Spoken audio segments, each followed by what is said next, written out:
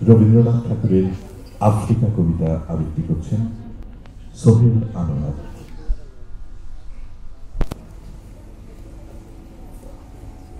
আফ্রিকার সঙ্গে আমি গীতাঞ্জলির ছোট্ট চারটা লাইন গীতাঞ্জলি থেকে। ছাড়িস নে ধরে থাক কেটে, ওরে হবে তোর জয়, অন্ধকার যায় বুঝি কেটে, ওরে আর নেই ভয়। ওই দেখ পূর্বাশার ভালে, নিবিড় বনের অন্তরালে সুখ তারা হয়েছে উদয়, ওরে আর নেই ভয়। উদ্ভ্রান্ত সেই আদিম যুগে স্রষ্টা যখন নিজের প্রতি অসন্তোষে নতুন সৃষ্টিকে বারবার করছিলেন বিধ্বস্ত, তার সেই অধৈর্যে ঘন ঘন মাথা নাড়ার দিনে রুদ্র সমুদ্রের বাহু প্রাচী ধরিত্রীর বুকের থেকে ছিনিয়ে নিয়ে গেল তোমাকে। আফ্রিকা বাঁধলে তোমাকে বনস্পতির নিবিড় পাহারায়, কৃপণ আলোর অন্তঃপুরে, সেখানে নিভৃত অবকাশে তুমি সংগ্রহ করছিলে দুর্গমের রহস্য, চিনছিলে জল স্থল আকাশের দুর্বোধ সংকেত, প্রকৃতির দৃষ্টি অতীত জাদু মন্ত্র জাগাচ্ছিল তোমার চেতনাতীত মনে।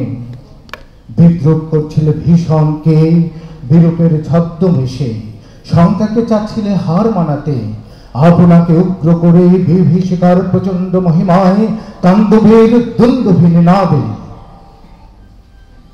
হায় ছায়াবৃতা, কালো ঘুমটার নিচে অপরিচিত ছিল তোমার মানব রূপ, উপেক্ষার আবিল দৃষ্টিতে এলো ওরা লোহার হাত করে নিয়ে, নখ যাদের তীক্ষ্ণ তোমার নেত্রের চেয়ে, এলো মানুষ ধরার দল গর্বে যারা অন্ধ তোমার সূর্য হারা অরণ্যের চেয়ে।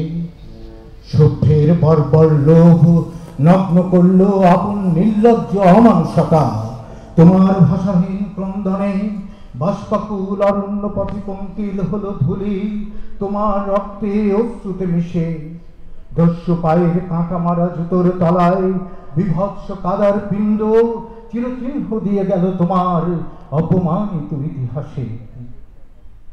সমুদ্র পাড়ে সেই মুহূর্তেই তাদের পাড়ায় পাড়ায় মন্দিরে বাজছিল পূজার ঘণ্টা, সকালে সন্ধ্যায় দয়াময় দেবতার নামে শিশুরা খেলছিল মায়ের কোলে, কবির সঙ্গীতে বেজে উঠছিল সুন্দরের আরাধনা।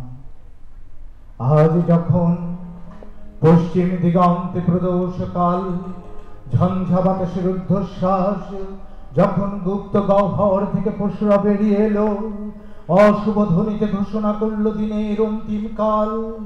এসো যুগান্তের কবি, আসন্ন সন্ধ্যার শেষ রশ্মি পাতে দাঁড়াও ওই মানহারা মানবীর দ্বারে, বলো ক্ষমা করো। হিংস্র প্রলাপের মধ্যে সেই হোক তোমার সভ্যতার শেষ পুণ্য বাণী। ধন্যবাদ।